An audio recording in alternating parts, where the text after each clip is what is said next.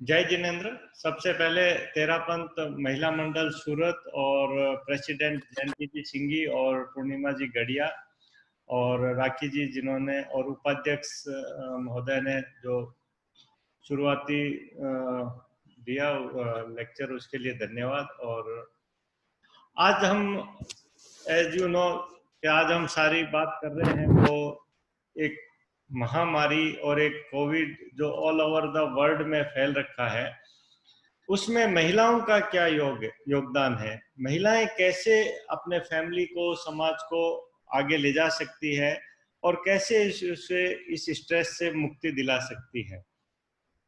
हम बात करेंगे हमारी लाइफस्टाइल, जो महिलाओं को खुद को भी प्रॉब्लम है और वो चाहे तो अपनी फैमिली से शुरू करके कम्युनिटी में सब जगह स्प्रेड कर सकती है। तेरापंथ महिला मंडल बहुत बड़ा काम कर रही है और काफी अच्छा वर्क कर रही है। हम करीब करीब 15-20 webinar all over the India Terapanth महिला मंडल के साथ कर चुके हैं। तो ये बहुत अच्छी बात है कि इस वेबिनार में हम बात करेंगे कैसे हम अपनी जीवन शैली में परिवर्तन करें, कैसे घुटनों के दर्द को कम किया जा सकता है। और इस सेशन के बाद में 15 से 20 मिनट हम क्वेश्चन आंसर सेशन रखेंगे, जिसमें महिलाएं अपने कोई भी रेलेवेंट क्वेश्चन जो हमें पूछ सकते हैं और 15 मिनट हम उसके लिए देंगे। सबसे पहले आते हैं इस स्लाइड पे, जिस पे क्लियर कट लिखा है कि आज के टाइम में हर everybody is overloaded. Reason behind कि जॉब और बिजनेस सबका डिस्टर्ब हुआ है, पूरी वर्ल्ड की इकोनॉमी डिस्टर्ब हुई है, तो हम उससे अछूते नहीं हैं, हमारी फैमिली भी उससे अछूती नहीं है। तो जो ये स्ट्रेस है वो स्ट्रेस, डिप्रेशन और डिप्रेसिव एपिसोड्स आने स्वाभाविक है। उसमें ट्रिगर क्या क्या फैक्टर्स कर सकते हैं उसका हम डिस्कस करेंगे। तो सबसे पहले आता है, जिन लोगों को थायराइड की प्रॉब्लम है वो अपने थायराइड का लेवल नॉर्मल रखें। जिन लोगों को B12, हम वेजिटेरियंस में B12 लेवल काफी कम रहता है, तो हमें ध्यान रखना है कि B12 लेवल मेंटेन रखें। महिलाओं में ये स्लाइड मैंने स्पेशली फीमेल्स के लिए डाली है। जो महिलाएं मतलब अराउंड 40 है, पेरीमिनोपॉज और मिनोपॉज, उसमें मूड स्विंग और हार्मोनल चेंजेस सबसे ज्यादा होते हैं, तो उन लोगों को ये प्रॉब्लम ज्यादा आती है। तो अपने आप का मूड को स्टेबिलिटी कैसे करना है, कैसे हमें इन डायबिटीज है उसका ध्यान रखना है, इन चीजों को कैसे कंट्रोल करना है, उसके लिए हम तेरापंथ धर्म संघ में प्रेक्ष्या ध्यान सबसे बड़ा प्रयोग है। योगिक क्रियाएं कर सकते हैं, एक्सरसाइजेज कर सकते हैं, क्या क्या जीवन शैली में परिवर्तन ला सकते हैं वो हम नेक्स्ट कुछ स्लाइड्स में सीखेंगे। जिन लोगों के घर में अकेलापन है वो अपने आप को बिजी रख सकती है, कहीं हेल्प कर सकती है। ये बहुत जरूरी है कि इस समय में अपने आप को बिजी रखना।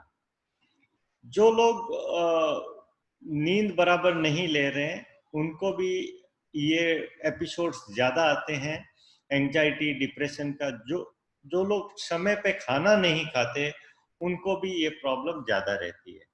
तो कहने का मतलब है कि फर्स्ट 3 स्लाइड में हम सीखे, जिनको थायराइड है, डायबिटीज है, जो लोग अकेले रहते हैं, जिनको नींद कम आती है, जो लोग समय पे खाना नहीं खाते हैं, तो उन लोगों को ये एंजाइटी और डिप्रेशन की प्रॉब्लम ज्यादा आती है। अब यहाँ पे हम इस स्लाइड को देखेंगे तो ये भाई साहब का कंडीशन देखिए, ना तो गर्दन की पोजीशन बराबर है, ना इनकी कमर की पोजीशन बराबर है। यदि हम कांस्टेंट टीवी, आज की डेट में मैक्सिमम लोग टीवी देख रहे हैं, ज्यादा समय टीवी देख रहे हैं, तो उसके लिए सबसे बढ़िया चीज है कि आपको अपना पोस्चर करेक्ट रखना है। पोस्चर करेक्ट नहीं रखेंगे तो ये प्रॉब्लम बढ़ेगी। बच्चों की जहां तक बात करूं, बच्चों को टीवी के सामने फूड और इस तरह के, आप इस स्लाइड में देख सकते हैं, बच्चों के आगे जो फूड पड़ा है तो उन्हें पता नहीं चलेगा कि उसने कितना खाना खाया है। तो हमें ध्यान रखना है कि बच्चा डाइनिंग टेबल पे आके ही ब्रेकफास्ट, डिनर, लंच करे। नहीं तो जो वेस्टर्न वर्ल्ड की प्रॉब्लम है चाइल्ड ओबेसिटी, वो चाइल्ड ओबेसिटी हमारे इंडिया में भी आने लगी है। दूसरी सबसे बड़ी चीज है वो है मोबाइल का यूज। मोबाइल का यूज हम अब बच्चों को रोक भी नहीं सकते क्योंकि उनकी क्लासेज भी उसी में चल रही है, हमारे वेबिनार्स भी उसी पे हो रहे हैं। और रही बात जो लोग वर्क फ्रॉम होम कर रहे हैं, कंप्यूटर और डेस्कटॉप पे मैक्सिमम समय निकल रहा है। अब इस पिक्चर में आप देखेंगे इस लेडी को कितना वेट, गर्दन का पूरा वेट इन वर्टिब्रीज पे गिर रहा है। तो ये वर्टिब्री की वजह से ये गर्दन पे प्रेशर ज्यादा आता है। आप जैसे जैसे गर्दन बैंड करेंगे आपके गर्दन की मणिये पे प्रेशर आ रहा है और उसकी वजह से देखिए इस बच्चे की गर्दन का पेन शुरू हो गया।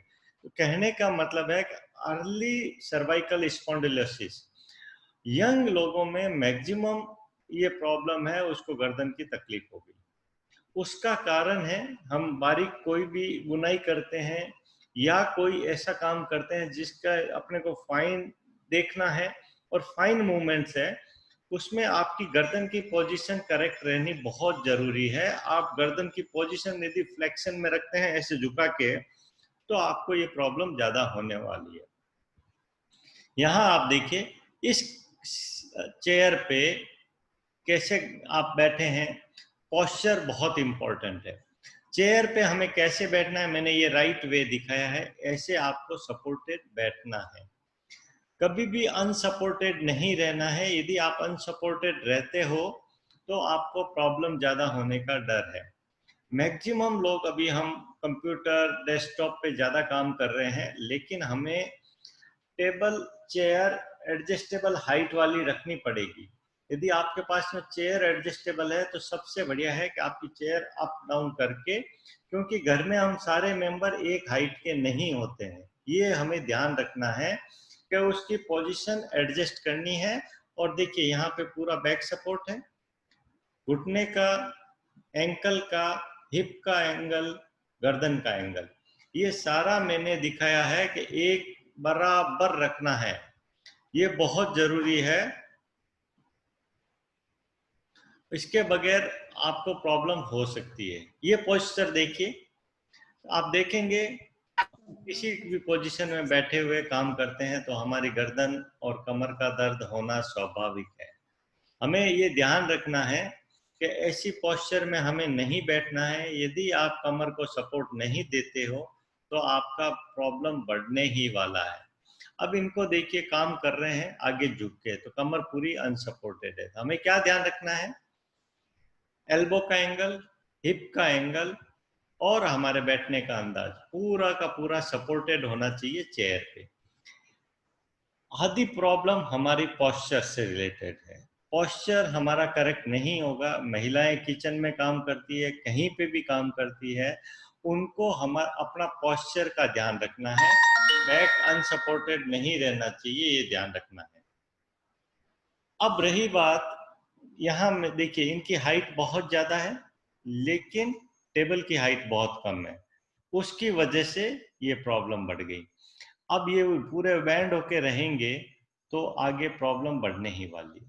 तो हमें ध्यान रखना है। ये देखिए मैंने इसको राइट पोस्चर दिखाया है, पैर को कैसे सपोर्ट रखना है, कमर को कैसे सपोर्ट रखना है, हिप्स को कैसे सपोर्ट रखना है। बैक की एक्सरसाइज, ये मैंने एक्सरसाइज बताई है, ये एक्सरसाइज आप नियमित रूप से कर सकते हैं।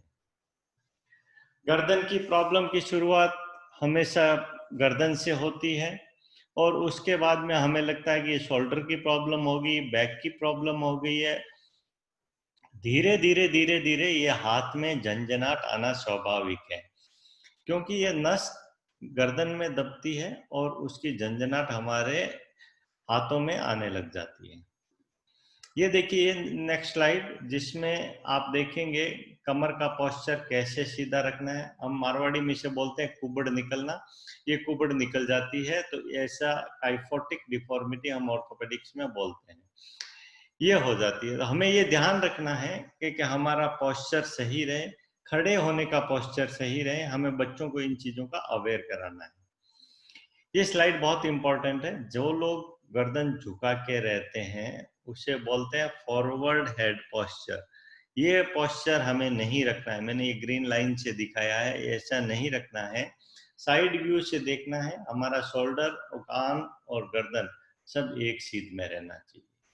ये चीजें छोटी छोटी हैं लेकिन हम इन चीज़ों का ध्यान रखें तो हमारी गर्दन की प्रॉब्लम सॉल्व हो सकती है। गर्दन की एक्सरसाइजेज जो मैंने बताई है, नियमित रूप से करेंगे तो हो सकता है कि हमें लंबे समय तक कोई प्रॉब्लम नहीं होगी। ये मैंने चिन टक एक्सरसाइज बताई है, गर्दन को आगे ले जाना, शुतुरमुर्ग के जैसे पीछे खींचना, आगे ले जाना, पीछे खींचना। तो कहने का मतलब है कि ये कसरत यदि आप नियमित रूप से करते हो तो आपकी गर्दन की प्रॉब्लम काफी दूर हो सकती है। इसको मैंने दूसरे रूप में दिखाया है, डॉट लेके आगे लेके गया हूँ, पीछे लाया हूँ। तो ये गर्दन की कसरत बहुत ही सरल है और आप नियमित रूप से कर सकते हो। दूसरी है, हम कंधों को उठाएं, ढीला छोड़ें, ऊपर उठाएं, ढीला छोड़ें। ये गर्दन की कसरत करेंगे, ये शोल्डर की कसरत है लेकिन ये गर्दन भी इसमें आराम मिलेगा। तो ये दोनों कसरत आप नियमित रूप से करेंगे। बाकी गर्दन की कसरत हमें मालूम है, ऊपर करना, नीचे करना, गर्दन को उठाना, साइड मूवमेंट, ये आप नियमित रूप से कर सकते हो और इससे हर कसरत के बीच में थोड़ा पॉज लेना जरूरी है। जो लोग खुद नहीं कर सकते कसरत, उनको कोई हेल्प कर सकता है, घर का दूसरा सीनियर सिटीजन है उसको कोई हेल्प कर सकता है। तो ये हमें ध्यान रखना है कि अपने को हेल्प से कसरत करनी है।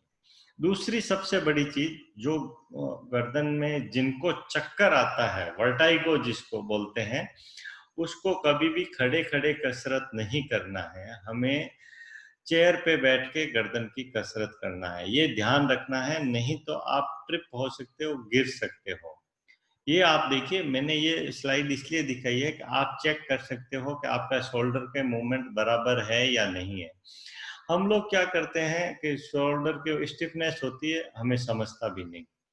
तो जिस दिन आपका कंधा पूरा जाम हो जाता है, उस दिन समझता है कि अरे यार मेरा हाथ तो ऊपर उठ ही नहीं रहा। तो हमने ये पोस्चर दोनों दिखाए हैं, इससे आप चेक कर सकते हो कि मेरे शोल्डर के मूवमेंट बराबर है या नहीं है। यदि दोनों चीज आप कर पा रहे हो, हाथ को ऊपर ले जाके पीछे ले जा सकते हो, इधर से पीछे इसको टच कर सकते हो, इसका मतलब है कि आपका शोल्डर मूवमेंट बराबर है। हमें क्या करना है, यदि शोल्डर मूवमेंट बराबर नहीं है तो आपको गोला बनाना है। गोला कैसे? कमर को बेंड करना है, टेबल का सपोर्ट लेना है और हाथ से गोला बनाना है। जिस हाथ में दर्द है उसी हाथ से गोला बनाना है और इस गोले का आकार धीरे धीरे बड़ा करते जाना है। दूसरी कसरत मैंने बताई है, दीवार के सहारे धीरे धीरे धीरे धीरे हाथ को ऊपर लेके जाना है। ये चीज आप अपने आप को ध्यान रखना है। तीसरी सबसे बढ़िया एक्सरसाइज है, आपके हाथ दीवार पे चिपका दीजिए, कमर पूरी दीवार से चिपकी रहे और ऊपर नीचे। ये मैंने 3 स्टेप दिखाए हैं, आप स्लाइड में देख सकते हैं। तो ये बहुत इजी कसरत है जिससे आपके बैक की कसरत हो जाएगी। दूसरा मैंने दिखाया है, बैक के वर्टिब्री का मूवमेंट आपका जरूरी है। काफी लोगों के आर्थराइटिस की वजह से कमर की वर्टिब्री का मूवमेंट कम हो जाता है। तो हमें क्या करना है, यहाँ पे हल्की सी कुबड़ निकालनी है और दबाना है। ये कमर का मूवमेंट की एक्सरसाइज है, ये बहुत ही प्यारी एक्सरसाइज है, इससे सर्वाइकल की वर्टिब्री का मूवमेंट होता है।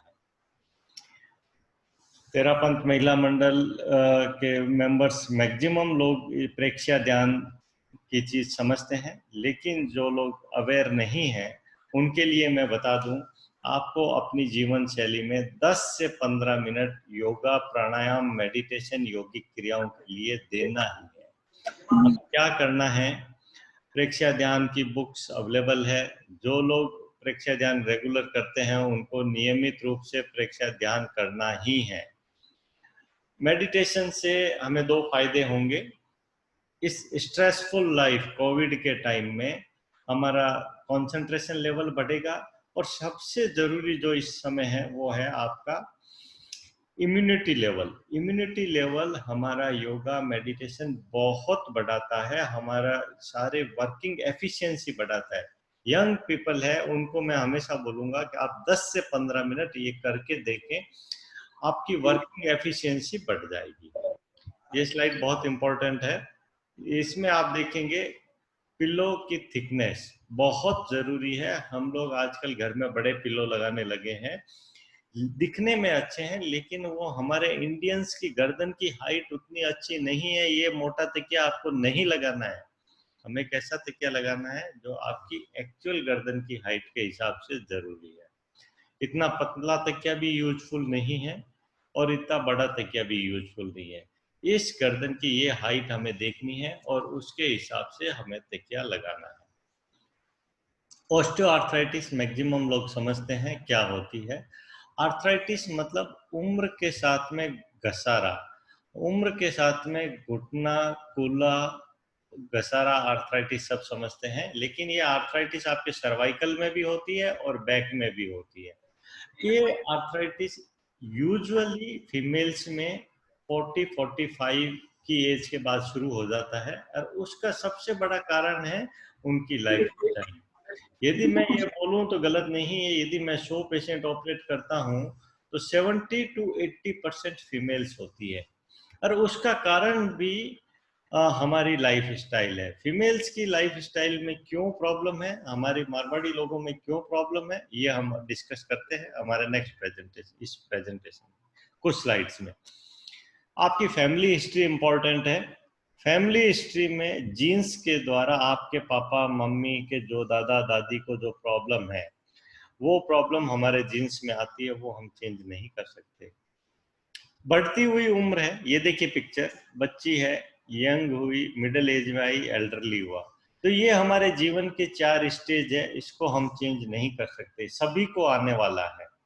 हम क्या चेंज कर सकते हैं, हम इस एज में पहुंचे तब तक हमारी फिटनेस रहे, वो जरूरी है। फिटनेस कैसे देखेंगे, आप अपनी जीवन शैली में परिवर्तन लाना है। तो उसके लिए सबसे जरूरी चीज क्या है, आपकी रियलिस्टिक एक्सपेक्टेशन। हमें क्या एक्सरसाइज करनी है, दैट इज मोर इम्पोर्टेंट। हमें क्या करना है, एक वर्कआउट लेआउट प्लान करना है और उसमें cardio, aerobic, upper body exercise, abs exercise, core strengthening exercises हर दिन के लिए मेरे को फिक्स करना है कि मेरे को क्या करना है। उसके लिए सबसे जरूरी है आपको राइट टाइम पे उठना। आपको अलार्म लगाना है, राइट टाइम पे उठना जरूरी है। जो वर्कआउट एसेंशियल्स है वो हमें रात को ही रेडी रखने हैं। आपका स्पोर्ट शूज कहाँ है, सॉक्स कहाँ है, वाटर बोतल कहाँ पे है, स्किपिंग करने की रॉड है वो कहाँ पे है, वो उठाना जरूरी है। आपको वर्कआउट के लिए ऐप होती है, ऐप में आपका डेटा डाल दीजिए कि मेरे को कितनी कैलोरी बर्न करनी है। आपको मैं एक चीज क्लियर बता दूं, आज भी एक सुबह यंग लेडी का फोन आया था सिलीगुड़ी से। आप चाहे एरोबिक्स करो, चाहे जिम करो, कुछ भी करो, उससे पहले आपको वार्म अप और स्ट्रेचिंग एक्सरसाइज करना बहुत जरूरी है। यदि वो नहीं करते हैं तो आपका इंजरी होने का चांसेस ज्यादा है। जो लोग जुम्बा करते हैं, एरोबिक्स करते हैं, लेकिन उससे पहले आपको वार्म अप स्ट्रेचिंग एक्सरसाइज करना जरूरी है। अब इसका मतलब क्या है, स्ट्रेचिंग का मतलब ये देखिए, आप सूर्य नमस्कार मैंने सिंपल पिक्चर से दिखाया है जिसके आप समझ सकते हैं। यदि आप 5 सूर्य नमस्कार कर लेते हैं तो आपकी स्ट्रेचिंग एक्सरसाइज हो गई। यदि आपकी स्ट्रेचिंग एक्सरसाइज हो गई तो आप कोई भी एक्सरसाइज करते हैं तो उसमें कोई दिक्कत नहीं आएगा, उसमें इंजरी होने के चांसेस बिल्कुल कम हो जाएंगे। तो हमें कोई भी वर्कआउट प्लान, चाहे आप कोई गेम्स भी खेलते हैं, हम इंडियंस की प्रॉब्लम क्या करते हैं, हम स्ट्रेट फॉरवर्ड उसी एक्टिविटी में जंप कर जाते हैं। ऐसा नहीं करना है, हमें क्या ध्यान रखना है, हेलो। सबसे पहले वर्कआउट एसेंशियल करना है, हमारे को प्लान करने से पहले स्ट्रेचिंग करना है। वॉकिंग बहुत ही जरूरी चीज है। वॉकिंग हम कैसे करें, बोरिंग काम है मैं समझता हूँ, लेकिन यही काम आप अपने फ्रेंड के साथ में, कलीग के साथ में, फैमिली मेंबर के साथ में आप वॉक करने जाएंगे तो आप एंजॉय कर पाएंगे। जो लोग जॉब पे जाते हैं और जिनका मॉल शॉपिंग करने जाना है, शॉपिंग मॉल में जाना है, तो आपको कोविड के टाइम में लिफ्ट यूज नहीं करना है। हमें क्या करना है, स्टेयरकेस से जाना है।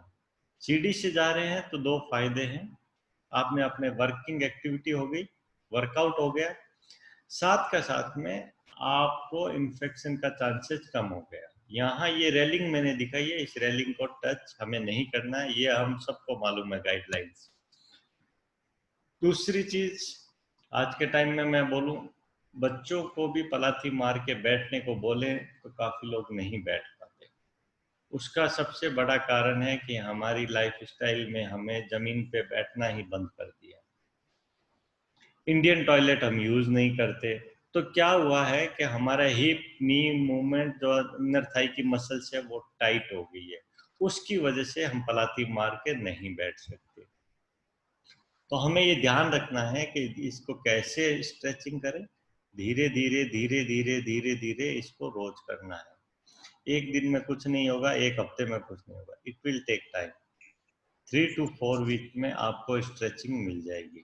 तो हमें ये ध्यान रखना है, इसको धीरे धीरे धीरे धीरे तितली के जैसे चलाना है। तो इसे तितली आसन भी कहते हैं। इसमें क्या होता है, ये मसल्स देखिए, ये मसल्स पूरी टाइट हो गई है। अंदर के थाई की मसल्स टाइट होने की वजह से हम पलाथी नहीं मार सकते। हमें क्या करना है, दीवार का सहारे अपने पैरों को ऐसे लगा के अपने ही हाथ से धीरे धीरे स्ट्रेच करना है। ये बहुत जरूरी है। यदि आप स्ट्रेच करते हैं तो हमें इसका बेनिफिट मिलेगा। आप अपने दूसरे पैर के सहारे, इस पिक्चर में मैंने दिखाया, धीरे धीरे दबा सकते हो। तीसरी, इसमें इस ढंग से भी आप स्ट्रेचिंग कर सकते हो। स्ट्रेचिंग से हमें धीरे धीरे धीरे धीरे मूवमेंट मिल जाएगा। आप किसी ट्रेनर के थ्रू भी ये एक्सरसाइज कर सकते हैं और धीरे धीरे पावर और स्ट्रेंथिंग एक्सरसाइजेस कर सकते हैं। महिलाओं के लिए ये स्लाइड इम्पोर्टेंट। पेंसिल हील पहनना के लिए मैं मना नहीं करूंगा, लेकिन हमें इसका डिसएडवांटेज पता होना चाहिए। वो क्या है, बॉडी की बायोमैकेनिक्स चेंज हो जाती है। हमारा क्या होता है कि वेट बियरिंग एक्टिव होती है बॉडी की, वो चेंज हो जाती है, वो डिविएट हो जाती है because of this shoe wear, pencil heel की वजह से। तो हमें जहाँ तक होना है, हमें स्पोर्ट शूज का प्रयोग करना है। जो लोगों को कंपल्सन है ऐसे शूज पहनने ही हैं, सैंडल पहनने ही हैं, उनको मैं सजेशन दूंगा कि आपको उसी समय पहने जब आपको कंपल्सरी हो। बाकी गाड़ी के डिग्गी में आप स्पोर्ट शूज भी रखें। ये स्लाइड भी महिलाओं के लिए बहुत ही इम्पोर्टेंट है। हम मारवाड़ी महिलाओं में घरों में मैक्सिमम टाइम किचन में खड़े रह के निकलता है। हमने वेस्टर्न वर्ल्ड से स्टैंडिंग किचन, जो रॉन्ग इम्प्लीकेशन हुआ है सोसाइटी में, वो चालू कर दिया है। उसकी वजह से प्रॉब्लम क्या हुई ये समझिए। वेस्टर्न वर्ल्ड में किचन में वो 15 से 20 मिनट टाइम निकालते हैं और हमारे दिन का 80% टाइम फीमेल्स का किचन में निकलता है। और हम क्या करते हैं, दिन भर खड़े खड़े काम कर रहे हैं। तो घुटने को, कूल्हे को, कमर को कोई सपोर्ट नहीं। हम घर के बीम की तरह, पिलर के जैसे उनको यूज कर रहे हैं। उसकी वजह से कम उम्र में घुटनों की प्रॉब्लम, कमर की प्रॉब्लम हमारे लोगों में आने लगी है। अब पहले बोलेंगे, पहले की लेडीज बोलेंगी मेरे कभी गोडा दुखता ही नहीं था, कमर में दर्द नहीं होता था। आज की लेडी है, 40 साल की है, 45 साल की है, उनको ये प्रॉब्लम हो गई।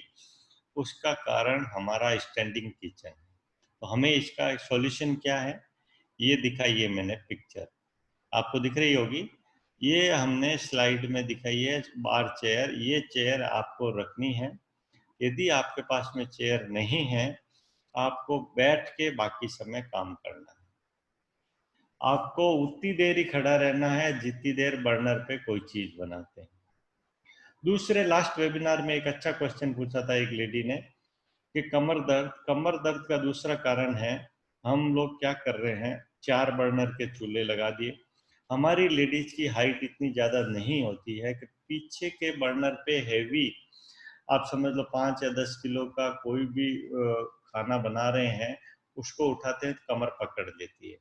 तो वो हमें आगे के बर्नर पे बनाना है, पीछे के बर्नर पे नहीं बनाना है, ये ध्यान रखना है। मोटापा एक मेजर प्रॉब्लम है और उसकी वजह से हमें इंजरीज होती है। तो ओबेसिटी और डायबिटीज को हमें कंट्रोल रखना है, और उसका कंट्रोल के लिए जैसे ही बात करता हूँ लोग कहेंगे मैं तो 2 रोटी सुबह 2 रोटी शाम को खाता हूँ, मोटापा कंट्रोल होता ही नहीं। डॉक्टर साहब आप बताओ क्या करें? नहीं, ऐसा नहीं हो सकता। हमारी डाइट हैबिट हमें चेंज करनी पड़ेगी। ये सब चीजें हमारे लिए, जंक फूड जितनी भी पिक्चर में मैंने चीज दिखाई है सारी की सारी हमारे लिए ओबेसिटी को बढ़ाती है। आपको मैं बताऊं, चाइल्ड ओबेसिटी, बच्चों में ओबेसिटी की परसेंटेज बढ़ने लगी है और ये रुक नहीं रही है। इसका कारण है हमारी फूड हैबिट्स। तो हमें इसको करेक्ट करना है। कैसे करेक्ट कर सकते हैं? ये देखिए, कुछ चीज़ें हमें ऐसी खानी है जो हेल्दी हो। कच्चा सैलेड ले लिया, फ्रूट्स ले लिए, ये हमें तेल और जंक फूड से पहले ले लेना है। तीसरी सबसे मेजर प्रॉब्लम है हमारा वाटर, D3 और B12 लेवल। B12 की मैं जहाँ तक बात करूँ, जो हमारे रेनी वाटर में B12 रिच आता है, हम उसको फिल्टर कर देते हैं। फिल्टर प्रीवियसली जो आरओ आते थे, पुराने आरओ, वो सब कुछ मिनरल्स उसमें से फिल्टर कर देते थे, पानी में कुछ नहीं बचता था। तो हमें ये ध्यान रखना है कि लेटेस्ट आरओ फिर भी ठीक है, आप एक नया कॉन्सेप्ट एल्कलाइन वाटर का आया है, वो भी आप यूज करना शुरू कर सकते हैं। दूसरी सबसे बड़ी चीज, आपको आपकी सोसाइटी के पानी को चेक कराना है और उससे सूटेबल फिल्टर ही आपको लगाना है। ऐसा नहीं है कि उन्होंने ये लगाया मैंने भी यही लगा लिया, ऐसा नहीं है। हर सोसाइटी के पानी का TDS चेक होना चाहिए और उसके अकॉर्डिंग उसका फिल्टर लगना चाहिए। चौथी सबसे बड़ी प्रॉब्लम हमारे विटामिन D3 की है। डॉक्टर के पास जाते हैं, महंगी D3 B12 की जांच हर कोई लिख देता है और हमारे वेजिटेरियंस में कमी आती है। हमें क्या करना है? महिलाओं में मेजर प्रॉब्लम ये क्यों आती है, उसका दो कारण है। एक मैंने डिस्कस किया, पेरीमिनोपॉज और मिनोपॉज, मतलब 40 और 45 से ये शुरू हो जाता है। कैल्शियम का इम्बैलेंस होता है और बॉडी से कैल्शियम, हड्डी से कैल्शियम लेना शुरू कर देती है बॉडी, उसकी वजह से हड्डियां कमजोर हो जाती है। दूसरा, महिलाओं का सन एक्सपोजर, धूप में जाना बहुत कम होता है। तीसरा, उनकी वर्किंग लाइफ स्टाइल ऐसी है कि उसमें एक्सरसाइज का कोई स्लॉट होता नहीं। तो हमें ध्यान रखना है, हमें 15 से 20 मिनट धूप में जाना है। अपनी बॉडी को सन एक्सपोजर देना बहुत जरूरी है। ये चीज का ध्यान रखना है। डाइट में आपको विटामिन D रिच डाइट लेनी है। आप गूगल में सर्च कर सकते हो, और वैसे मैं बता दूं, मिल्क एंड मिल्क प्रोडक्ट में विटामिन D3 रिच होता है। हमें आज के प्रेजेंटेशन से कुछ चीजें सीखनी है, और वो है विटामिन D3 को हमें एक्सपोजर देना है। हमें विटामिन D3 को सनलाइट में से नेचुरल सोर्स है वो लेना है। जहाँ तक हम बात करें मेरे प्रेजेंटेशन की, उसमें मेरा स्लोगन है life is movement, movement is life. ये तभी पॉसिबल है जब आपके हेल्दी जॉइंट्स हो। हेल्दी जॉइंट स्टाइल होगी तभी आप चल फिर सकोगे, वॉकिंग कर सकोगे। यदि आपके नी और हिप डैमेज है तो आप वॉकिंग नहीं कर सकते, आप हेल्दी रह नहीं सकते।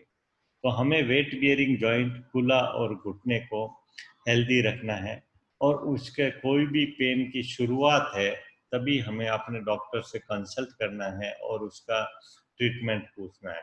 ऐसा नहीं सोचना है कि मेरी उम्र 35 साल है, 40 साल है, मेरे को अभी नहीं दिखाना है। ये अपन, एक वर्ड है, दिखाते रहते हैं। कोई भी चीज़ है दिखाते रहते हैं, और उसकी वजह से हम अपनी प्रॉब्लम को बढ़ा लेते हैं। तो हमें काम करना है, जब भी प्रॉब्लम आती है हमें डॉक्टर से कंसल्ट करना है। अभी के समय में हम व्हाट्सएप पे ऑल द टाइम अवेलेबल हैं। आप अपॉइंटमेंट लेके कभी भी बात कर सकते हैं हमसे, और तेरापन महिला मंडल सूरत का नाम लेके डालेंगे तो आपको फ्री कंसल्टिंग मिलेगा, कोई उसका चार्जेस भी नहीं देना है। हमें क्या ध्यान देना है? यदि आप टेढ़ी चलना शुरू हो गई है, आपके घर का मेंबर, आपकी फ्रेंड आपको बोलेगी कि आजकल आप थोड़ा टेढ़ा चल रही है, हम उसको इग्नोर कर देते हैं। ऐसा नहीं करना है। हमें ये पता करना है कि मैं लिम्प करके चल रही हूँ और मेरी लिम्पिंग की वजह क्या है? क्या कमर दर्द है, कूल्हे का है या घुटने का है? कहाँ पे ये प्रॉब्लम है उसकी वजह से मेरी लिम्पिंग हो रही है।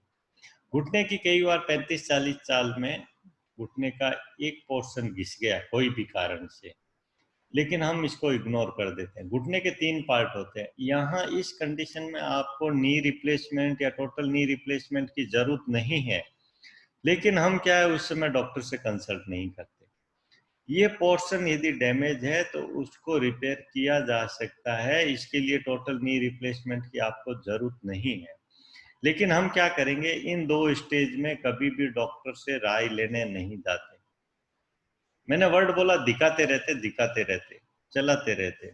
और जब हम इस स्टेज में पहुंच जाते हैं, वजन बढ़ जाता है, चल फिरना बंद हो जाता है, तब हम डॉक्टर से कंसल्ट करते हैं और डॉक्टर फिर सर्जरी सजेस्ट करता है, तो हम कहते हैं कि भाई जानते ही डॉक्टर तो सर्जरी ही बताएगा। ऐसा नहीं है। आप इस स्टेज में कांटेक्ट करेंगे, शुरुआत में कांटेक्ट करेंगे, तो मेडिकल ट्रीटमेंट अवेलेबल है और वो मेडिकल ट्रीटमेंट आप ले सकते हो और आप अपने घुटने को बचा सकते हो। वैसे ही कूल्हे की आर्थराइटिस है। कूल्हे की आर्थराइटिस शुरुआत होती है, जैसे यहाँ पे हल्का सा घसावट आया, उस समय यदि हम डॉक्टर से कंसल्ट करते हैं तो उसका ट्रीटमेंट हो सकता है। कमर की भी वही बात है। कमर दर्द शुरू होता है, हम मसाज करा लिया, ये कर लिया, वो कर लिया, पेन किलर ले लिया, क्योंकि हमारे हिंदुस्तान में हर तीसरा आदमी तो डॉक्टर है। वो कहता है गोली ले ले, ठीक हो जैसी मैं भी ली। तो कहने का मतलब है कि उसकी वजह से लीवर किडनी डैमेज कर लेते हैं, लेकिन हम डॉक्टर से सलाह नहीं लेते। हमें ये ध्यान रखना है, कोई भी प्रॉब्लम हो उसका शुरुआत में ही उसको राइट टाइम पे सॉल्यूशन मिलना चाहिए। हम सब एजुकेटेड लोग हैं, हमें अवेयरनेस लानी है, कम्युनिटी में अवेयरनेस लानी है कि ये सारी चीज़ें होती है, वो राइट टाइम पे आप डिस्कस कर सकते हो। हमें क्या ज़रूरत है, एक अच्छी क्वालिटी का घुटनों का एक्सरे है तो खड़े रख के लेना है। आप ये चीज़ अपने ग्रुप में भी डाल दें, जब भी मेरे से कोई वेबिनार के बाद में 20 कॉल आते हैं और हमारे अपॉइंटमेंट होता है, लेकिन एक्सरे उनके पास होता नहीं। पहले आपके पास में खड़े रख के एक्सरे लिया हुआ होना चाहिए, चाहे घुटने का हो, चाहे कमर का हो, चाहे कूल्हे का हो। जो भी प्रॉब्लम है उसके लिए एक्सरे की, कोई भी एक्सरे है, चाहे 6 महीने, 4 महीने, साल भर पुराना है, आप एक बार भेज दीजिए, तब हम उस पर ओपिनियन, हमारी एक्सपर्ट राय दे सकते हैं। एट प्रेजेंट जहाँ तक हो, हमें हॉस्पिटल नहीं जाना है। हॉस्पिटल जाना रिस्की है क्योंकि वहाँ पे इन्फेक्शन के चांसेस ज़्यादा है। आपको इन्फेक्शन होने का मतलब है आपकी फैमिली पूरी ट्रबल, कम्युनिटी, नेबर सब परेशानी में आ सकते हैं और हम उसको बहुत ज़्यादा स्प्रेड कर देते हैं। तो हमें छोटी मोटी प्रॉब्लम के लिए हॉस्पिटल नहीं जाना है। आप लोग ये स्क्रीनशॉट निकाल के रख सकते हैं और ग्रुप में डाल सकते हैं, ये मेरे ऑफिस के नंबर है, ये मेरे को आपका अपॉइंटमेंट, मेरा अपॉइंटमेंट दे देंगे, आप फिर मेरे से डिस्कस कर सकते हैं। आप रिपोर्ट भेज दीजिए, वो आपको सलाह दे देंगे। तो हम पिछले 4 महीने से ये हमने सर्विसेज शुरू कर रखी है। हमारा टाइमिंग रहता है 11 to 1 और 4 to 6। उसके दरमियान में कोई भी आपका अपॉइंटमेंट है तो उसका सॉल्यूशन हम व्हाट्सएप पे देते हैं, ये ध्यान रखना है। जिन लोगों को एक्सरे की जरूरत है, जैसे हमारे सूरत में तो आचार्य महाप्रज्ञ चिकित्सालय में भी है, उधना में भी है, उधना में भी हम संस्था रन कर रहे हैं, वहाँ एक्सरे होता है। तो वहाँ एक्सरे कराना सेफ है कंपेरेटिव कि आप कोई हॉस्पिटल में जाते हैं। कहने का मतलब है एक्सरे कराने भी जाना है तो एक्सरे क्लिनिक कंपेरेटिव सेफ है, आप हॉस्पिटल जाते हैं, तो हमें हॉस्पिटल अभी नहीं जाना है। कमर का भी दर्द है तो कमर के दर्द का भी सॉल्यूशन, हमें ट्रीटमेंट शुरुआती दौर में राइट टाइम पे लेना है, उसको बढ़ने नहीं देना है। जब पूरे पैर में दर्द आ गया, झंझनाहट आ गई, तब हम डॉक्टर को कंसल्ट करते हैं। कमर का दर्द नस दबने से है कि डिस्क की वजह से है, वो हम आपको देख के उसका सॉल्यूशन दे सकते हैं। हम एक्सरसाइज में जाएं तो ये एक्सरसाइजेज हर कोई कर सकता है, ऑपरेटेड है वो भी कर सकता है। हमें क्या करना है, इस पूरे एक लेयर में इसको उठाना है। कमर को उठा के कंधे की और घुटने की सीध में ले आना है। ये आप एक्सरसाइज बराबर करते हैं तो आपके कमर और हिप मसल्स की पूरी एक्सरसाइज और स्ट्रेंथनिंग हो जाती है। हमें ये एक्सरसाइज नियमित करनी है। बहुत सिंपल एक्सरसाइज है, इसका नाम है ब्रीजिंग एक्सरसाइज। ब्रीजिंग कर सकते हैं। कमर को जिनका दर्द है वो ये एक्सरसाइज भी कर सकते हैं। धीरे धीरे छाती की तरफ लाना है। और जो लोग फ्लेक्सिबल है वो अपना सिर भी घुटनों से लगा सकते हैं। ये होल्ड रखना है। ये एक्सरसाइजेस से आपकी मसल्स रिलैक्स होगी। जो लंबे समय तक खड़ी रहती हो, आप चाहे किचन में खड़े रहते हो चाहे कुछ भी हो, उसमें बहुत आराम मिलेगा। ये नियमित आप एक्सरसाइज कर सकते हैं। जो लोग खड़े हैं, खड़ी खड़ी आप ये पैर की एक्सरसाइज कर सकते हैं। मैं सिंपल सिंपल चीजें बता रहा हूँ जिसमें आंसर नो कभी आ ही नहीं सकता। आपको नियमित रूप से ये एक्सरसाइजेज करनी है। ये आप चेयर का सहारा लेके कर सकती हैं। क्या करना है, चेयर को होल्ड कर लिया, आपको पिक्चर में दिख रही है, और इसको बटक पे मारना है। किक बैक स्टैंडिंग एक्सरसाइजेज बोलते हैं। ये बहुत ही बढ़िया है। इसमें हैमस्ट्रिंग स्ट्रेंथनिंग एक्सरसाइजेज होती है। हैमस्ट्रिंग मसल से वो स्ट्रेंथ अप होती है। ये जो लोग लेटे लेटे हैं वो ये एक्सरसाइज कर सकते हैं। इसमें आपको कमर की और कूल्हे की दोनों की एक्सरसाइजेज हो रही है। तो ये आप नियमित रूप से सिंपल एक्सरसाइजेज है, ये आप कर सकती हैं। और इसमें आपके मसल्स को स्ट्रेंथनिंग मिलेगी। आपकी लाइफ स्टाइल में धीरे धीरे मॉडिफिकेशन होगा। हमें धीरे धीरे करना है। कोई भी चीज जर्क के साथ नहीं करनी है, सडन नहीं करनी है। हर एक्सरसाइज को 5 से 10 बार करना है। क्वाड्रिसेप्स मसल्स जो आगे की थाई की मसल्स है, इसकी एक्सरसाइजेज के लिए अपोजिट हाथ और अपोजिट पैर ये दोनों उठाने हैं। यदि कोई फ्लेक्स नहीं कर सकता कोई कारण से, कोई बात नहीं, आप सीधा ही उठा लीजिए। इस पैर को सीधा उठाएंगे तो अपोजिट हाथ सीधा उठाना है। तो ये एक्सरसाइज आप नियमित रूप से कर सकती हैं। इससे क्या होगा, आपको बैक मसल्स की प्रॉब्लम है वो सॉल्व हो जाएगी। तो कमर के दर्द की जो भी जिनको भी प्रॉब्लम है वो नियमित रूप से ये एक्सरसाइजेज कर सकती है। आपको क्या करना है, 5 to 10 सेकंड तक होल्ड करना है और फिर रिलैक्स करना है। फिर अपोजिट हैंड अपोजिट लिम्ब से करना है। तो ऐसे यदि आप नियमित रूप से ये एक्सरसाइज करेंगे तो आपको डेफिनेटली कमर दर्द में धीरे धीरे फायदा होगा। तो हमने कमर के लिए, ये हैमस्ट्रिंग के लिए ये भी बहुत बढ़िया एक्सरसाइज है। ये भी आप नियमित रूप से कर सकते हैं। आपको धीरे धीरे पैर को छाती की तरफ लाना है और घुटने को मोड़ना है। ये एक्सरसाइज भी आप नियमित रूप से कर सकते हैं। अब जिनको घुटने की प्रॉब्लम है उसके लिए एयर बॉल एक्सरसाइज है। हर घर में मिलती है, जिसे एयर बैलून करते हैं, हवा से बॉल को फुलाते हैं, वो वाली एक्सरसाइज है। कैसे है आप देखिए, ये देखिए, ये आपको मैंने दिखाया, ये देखिए पैर को से इसको दबाना है, दोनों घुटनों के बीच में रख के बॉल को दबाना है। इससे आपकी थाई की मसल्स की एक्सरसाइजेज बराबर हो जाएगी। ये आपको ध्यान रखना है। अब आता है कमर के लिए सीधे लेट के ये एक्सरसाइज। आपको 30 डिग्री पे, 45 डिग्री पे, 65 डिग्री पे और 90 डिग्री पे आपको 5 to 10 सेकंड होल्ड रखना है, फिर नीचे नीचे ले जाना है। ये आपके कमर के लिए बहुत ही महत्वपूर्ण है, सिंपल है, लेकिन ये 5 से 10 बार करेंगे तो डेफिनेटली आपके कमर दर्द चला जाएगा। ये स्लाइड इंपॉर्टेंट है, सारी चीजें मैंने क्लब कर दी है। देखिए, वॉकिंग मैंने बोला 30 मिनट वॉकिंग रोज करना है। जो लोग वॉकिंग नहीं कर सकते, साइकिलिंग कर सकते, वो साइकिलिंग करें। जो लोग साइकिलिंग वॉकिंग नहीं कर सकते, स्विमिंग सबसे बेस्ट है। टॉप पे मैं स्विमिंग रखता हूँ। यदि स्विमिंग कोई कर सकता है तो सबसे बढ़िया है। महिलाओं को 80% महिलाएं बोले नहीं डॉक्टर साहब स्विमिंग तो कौन ही आवे। कोई बात कौन, स्विमिंग भी नहीं आती, साइकिल भी नहीं आती, वॉकिंग करने जाऊं वॉकिंग भी नहीं करते, उसके लिए सबसे बढ़िया मैंने और ऑप्शन दिया है। आप साइकिल बाय कर लीजिए और आपकी बालकनी में रखिए।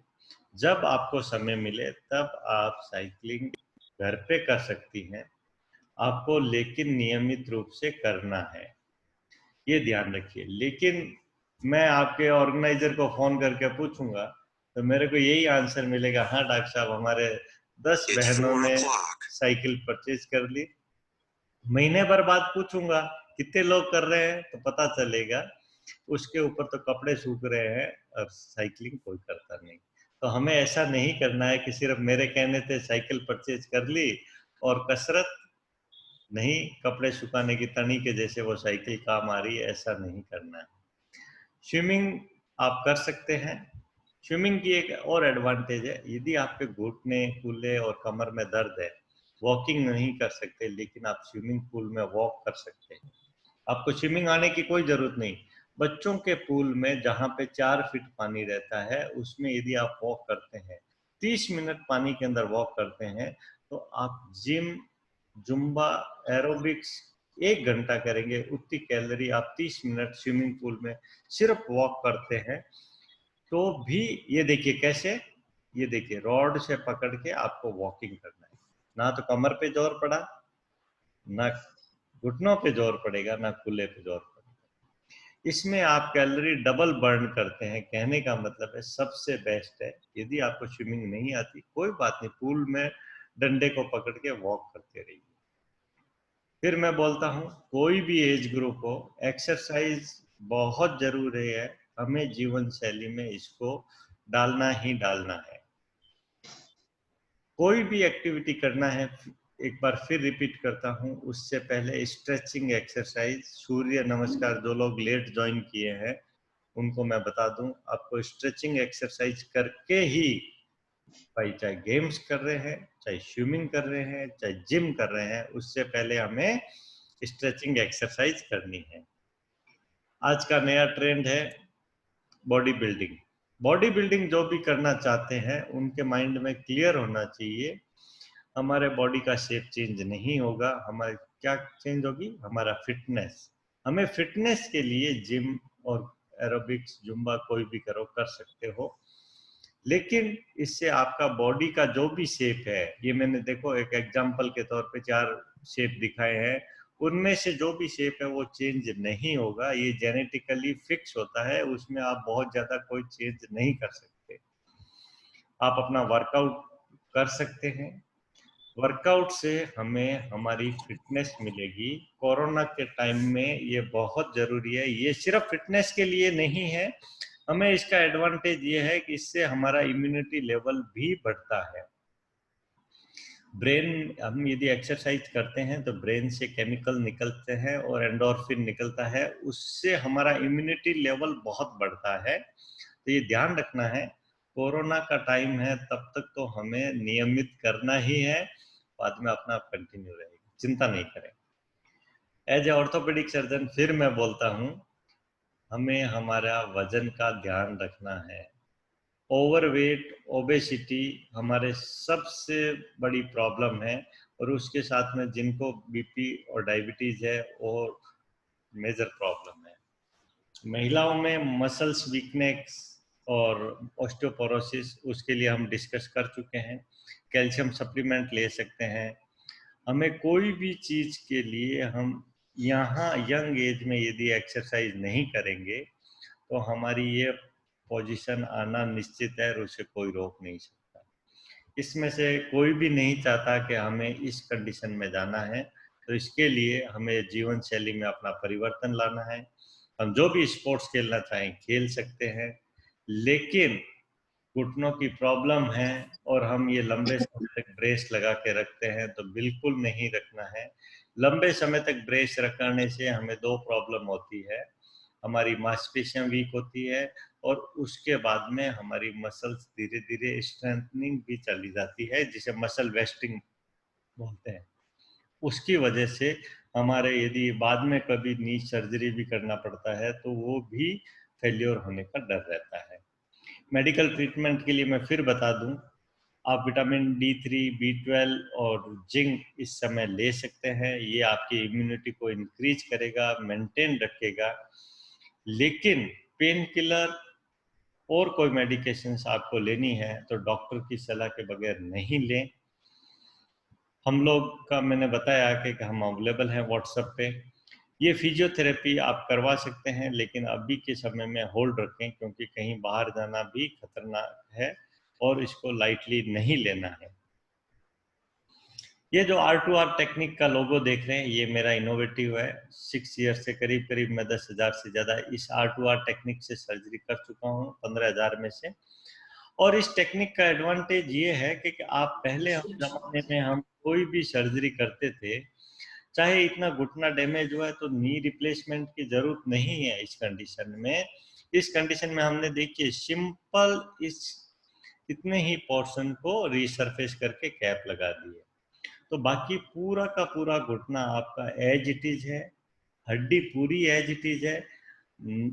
जो लिगामेंट्स होते हैं उसको हम टच नहीं करते हैं। तो कहने का मतलब है ये 15 मिनट की सर्जरी है और आप नेचुरल लाइफस्टाइल जी सकते हैं। तो ये बहुत बड़ा एडवांटेज है। हमें हमें ये ध्यान रखना है कि किस एडवांस टेक्निक का बहुत बड़ा फायदा मिला है लोगों को, और ये शुरुआत से ही हमें डॉक्टर को कंसल्ट करना है। यदि घुटने का एक पोर्शन डैमेज है और हम दूसरे और तीनों कंपार्टमेंट डैमेज कर लेते हैं, हेडिंग मैंने डाला है सिंगल टू ट्राई कंपार्टमेंट, मतलब घुटने के 3 कंपार्टमेंट होते हैं। यदि एक डैमेज है तो हमें तीसरे कंपार्टमेंट तक नहीं पहुंचना है, ये ध्यान रखना है। इस कंडीशन में पहुंच जाते हैं तो फिर हमारे पास में सर्जरी के अलावा कोई रास्ता रहता नहीं है। यदि इस कंडीशन में पहुंच जाते हैं, चल फिर नहीं सकते, 2 किलोमीटर भी वॉक करना है तो नहीं कर सकते हैं, then it's a very difficult. अच्छो देवा है महाराज। तो ये चीज का ध्यान रखना है। इसमें भी हम R2R टेक्निक से कर सकते हैं। आप देखिए आपकी घुटना एज इट इज है, जो डैमेज पोर्शन था उसको हमने छील के इसके ऊपर कैप लगा दी जाती है। एक टाइम था जिसमें हड्डियां बहुत ज्यादा काटी जाती थी ऑपरेशन में। आज के जो एडवांस और प्रीमियम इम्प्लांट है उसमें हड्डी छील के भी कैप लगाई जा सकती है, और इसकी उम्र है वो 25 से 30 साल है, तो हमें डरने की जरूरत नहीं है। सक्सेस रेट मोर देन 99% है। इस एडवांस टेक्निक है, इसका नाम है R2R टेक्निक। और इस टेक्निक के बहुत बड़े फायदे ये है कि इसमें कोई टांके नहीं लगते हैं, कोई स्टेपल्स नहीं लगेंगे, और आपका सर्जरी टाइम ही 15 से 17 मिनट है, और 3 घंटे के बाद में आपको चलने के लिए अलाउ कर दिया जाता है, और तीसरे दिन आप घर आ सकते हो।